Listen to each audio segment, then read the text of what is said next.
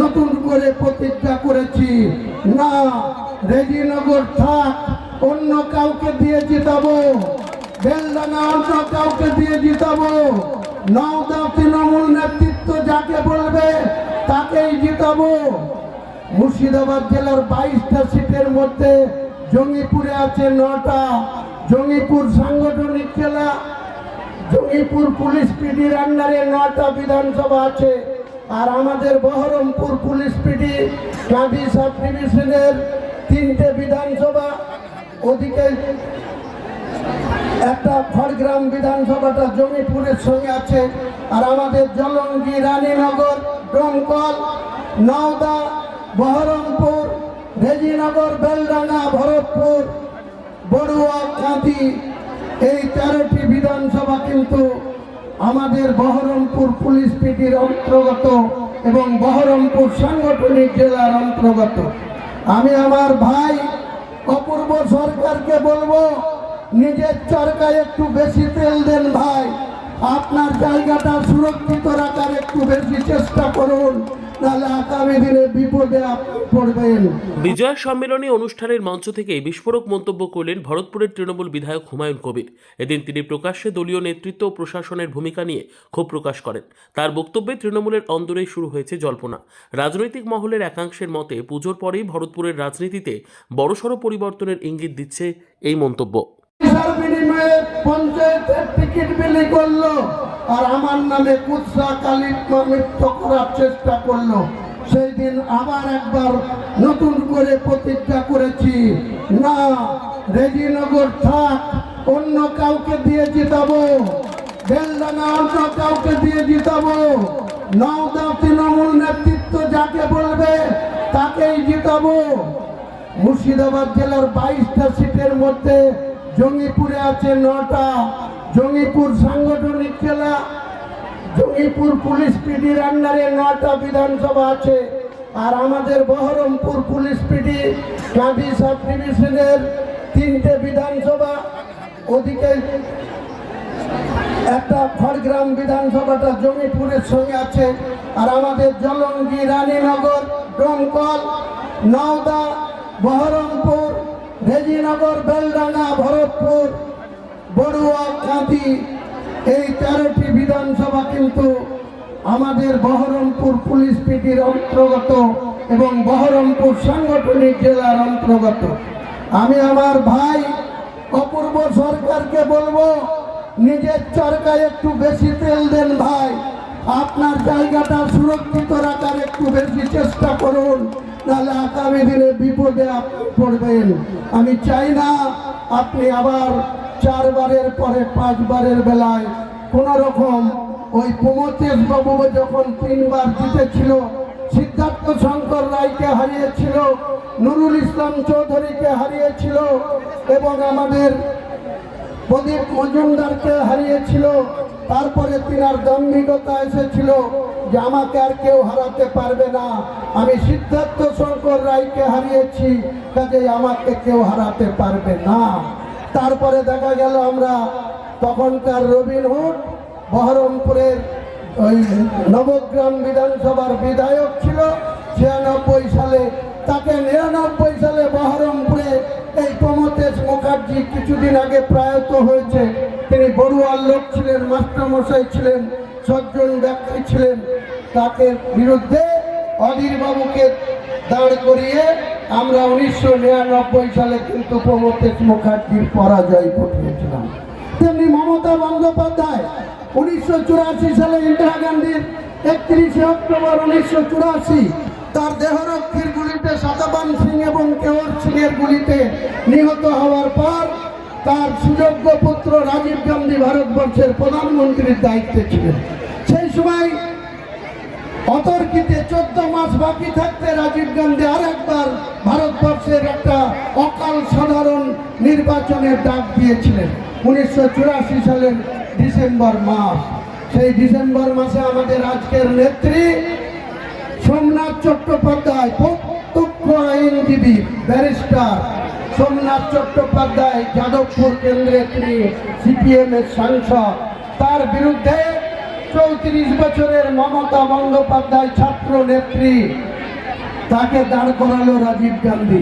প্রায়ত সুব্রত মুখার্জির কথায় সেদিনকে অঘটন ঘটিয়ে মমতা বন্দ্যোপাধ্যায় এমপি হিসাবে দিল্লিতে পদার্পণ হয়েছিল। তাই আমি বলবো, কোনো জন্তুর, আমি নাম করছি না, কোনো জন্তুর, হিংস্র জন্তুর লেজে পা দিতে যেও না বন্ধু। কোনো হিংস্র জন্তুর লেজে যখন পা পড়বে না, সে তখন ঘুরে এমন ছবল মারবে, সেই ছবলের বীজ তুমি আর হজম করতে পারবে না।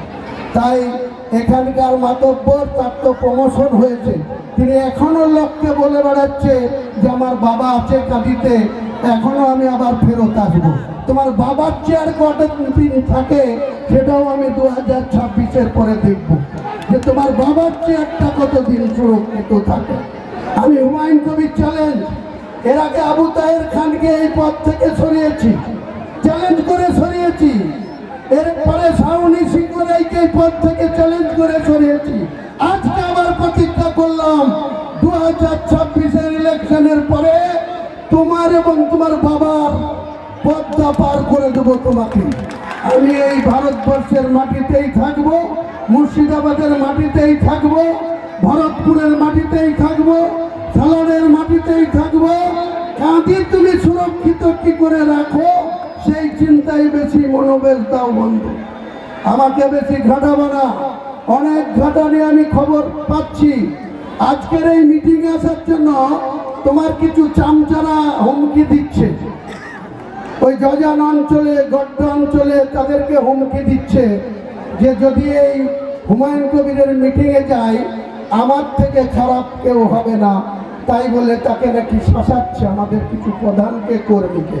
আমি বলছি ভাই, আগেই বললাম আমি আমার নিজেকে অন্য কিছু ব্যাখ্যা করতে চাই না, শুধু এইটুকু বলতে চাই যে আমার লেজে পা দিতে আসলে বহরমপুরে তোমার মাথা ভেঙে চুরমার করে দেবো।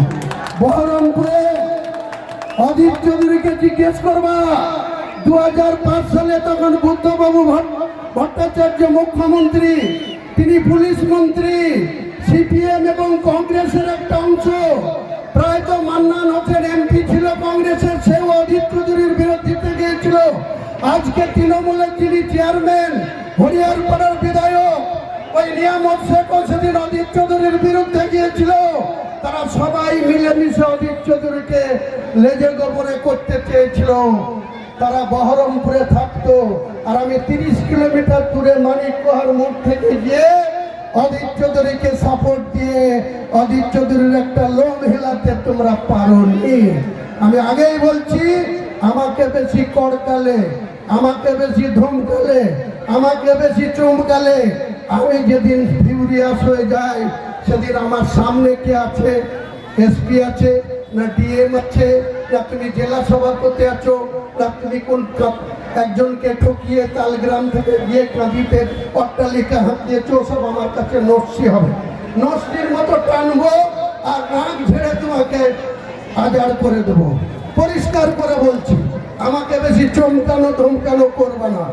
আমি চমকানো ধমকানোকে পরোয়া করি না, একমাত্র ঈশ্বরকে বা আল্লাহকে আমি ভয় পাই, কারণ তিনি সৃষ্টি করেছে আমাকে মানুষ হিসাবে। এই 63 বছরের জীবন তিনি আমাকে দিয়ে রেখেছেন। আমি আজ পর্যন্ত কোনো বিরোধী দল, সিপিএম এর শাসন ক্ষমতায়, তাদের বিরুদ্ধে আন্দোলন করেছি, বিডিও অফিস ঘিরেছি, আইএস অফিসকে চমকিয়েছি, জেলা পরিষদ চমকিয়েছি, আন্দোলন করেছি, উন্নয়ন করেছি। তারা আমাকে কোনোদিন অসম্মান করতে পারেনি। কিন্তু তুমি ওই একজনের মদতে আমাকে ভরতপুরে যে অসম্মান করেছো, ইঞ্চিতে ইঞ্চিতে বদলা আমি 2026 সালের মে মাসে তোমাদের সঙ্গে বুঝে নেব। কোনো শক্তি নাই তোমাদেরকে রক্ষা করতে পারে। আমি চ্যালেঞ্জ করে বললাম, কোনো শক্তি তোমাদেরকে রক্ষা করতে পারবে না। আমি হুমায়ুন কবির চ্যালেঞ্জ করে বললাম। আজকে আমি পলাশ কবিরাজকে বিশেষভাবে আমি ধন্যবাদ জানাবো। ও যে সাহস করে যেভাবে এখানে আমাদেরকে এই জমায়েতের ব্যাপারে আমাদেরকে উৎসাহিত করেছে, এবং পলাশ কবিরাজ, রফিক মাস্টার, নিটু থেকে শুরু করে টমাস থেকে ইমতিয়াজ, গিয়াস, সবাই মিলে আমাদের ভরতপুর 2 থেকে সিজার ভাই আমিররা সবাই মিলে আজকের এই ঐতিহাসিক জমায়েত আমরা দেখিয়ে দিলাম। ভারতবর্ষের স্বাধীনতার পর 1952 সালের পর 34 বছরের বাম জামানা, আগে কংগ্রেসের জামানা। নিশ্চয়ই এই এলাকার সম্মানীয় বাসিন্দা যারা সিনিয়র সিটিজেন আছেন, যারা বয়স্ক মানুষ আছেন, তারা বলতে পারবেন না যে কোনো রাজনৈতিক দলে এইরকম একটা জায়গাতে এরকম জমায়েত করেছে। কাজে আমরা মানুষের সঙ্গে থাকি বন্ধু, মানুষের কল্যাণে কাজ করি, মানুষের উন্নয়নে করি। অনেক হিন্দু ভাই আমার সম্বন্ধে অনেক বাজে কথা বলে। আমি একটা কথা শক্তিপুরে বলেছিলাম যে আমরা 70-30 কেন বলেছিলাম, তার আগের দিন ইউপির মুখ্যমন্ত্রী যোগী আদিত্যনাথজি এসে বলেছিল যেখানে উল্টো করে টাঙিয়ে সিধা করে দেব। সেই কথাতে আমরা ব্যথা হয়েছিলাম। তাই সেদিন রাজনৈতিকভাবে বিজেপিকে আক্রমণ করে বলেছিলাম, তুমি মুর্শিদাবাদের মাটিতে, শক্তিপুর প্রতাপ সিংহের মাটিতে দাঁড়িয়ে তুমি যদি আমাদের উল্টো করে টাঙিয়ে সিধা করতে যাও, আমিও বলছি 2 ঘন্টার মধ্যে তোমাদেরকে ভাগীরথীতে ঝাঁপ দেওয়া করাতে পারি। কিন্তু কাউকে করাইনি, কোনোদিন করার প্রয়োজন হয়নি। আমার যত হিতাকাঙ্ক্ষী অনেক বন্ধু, অনেক আত্মীয়র মতো অনেক হিন্দু পরিবারের সঙ্গে আমার সুসম্পর্ক বিগত দিনে ছিল, আপনি আগামী দিনেও থাকবে। যত দিন বেঁচে থাকবো সম্প্রীতি রক্ষা করে চলবো। রাজনীতি করতে গিয়ে কোনো জায়গায় আমি হানাহানি করা, মারামারি করা, মার্ডার করা, খুন করা, অসৎ পথে নেতা সাজার কোনো দিন পরিকল্পনা ছিল না, আগামী দিনেও থাকবে না। কিন্তু আমি ন্যায়ের সঙ্গে লড়াই করতে গিয়ে, ন্যায়কে প্রতিষ্ঠা করতে গিয়ে কেউ যদি আমার সামনে এসে বাধা দিতে আসে, তার কি পরিণতি করব সে বুঝতে পারবে হুমায়ুন কবিরের সামনে এসে দাঁড়াবে। কাজে আমি এখানে জাতপাতের কোনো কথা বলতে চাই না। বিজেপির নেতা, সাংবিধানিকভাবে বিরোধী দলনেতা, একটা মন্ত্রিসভার ক্যাবিনেট র্যাঙ্কের সদস্য হয়ে বারবার তিনি বলছেন আমি হিন্দুদের নেতা, আমি হিন্দুদের বিধায়ক, আমি মুসলমানদের না। এটা আমিও বলতে পারি না, কারণ আমি যখন জনপ্রতিনিধি হয়েছি, হিন্দু ভাইরা ভোট দিলেও আমি জনপ্রতিনিধি, না যদি দিয়ে থাকে তাও আমি জনপ্রতিনিধি, সকলের জনপ্রতিনিধি। এই জায়গাটাতে আমার বলা শোভা পায় না যে আমি শুধু মুসলমানের জনপ্রতিনিধি, হিন্দুদের না। এটা সংবিধান এটাকে মান্যতা দেয় না, সংবিধান এটাকে কোনো মতেই স্বীকৃতি দেয় না। তাই আমি লিডার অফ দ্য অপোজিশনকে বারবার বলবো, আপনি নিশ্চয়ই স্বপ্ন দেখছেন বাংলার মুখ্যমন্ত্রী হওয়ার, চেষ্টা চালিয়ে যান। যদি ভবিষ্যতে আপনার ভাগ্যে কোনোদিন প্রসন্ন হয় তাহলে নিশ্চয়ই হবে, তাতে আমাদের কিছু যায় আসে না।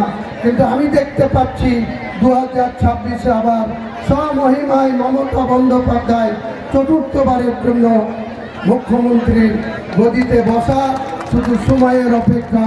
আর এই ভরতপুরের মানুষের কাছে আমি করে জোরে আবেদন করব, আপনারা কারো বিভ্রান্তিমূলক কথায় কর্ণপাত করবেন না, তাদের কোনো কথার গুরুত্ব দেবেন না।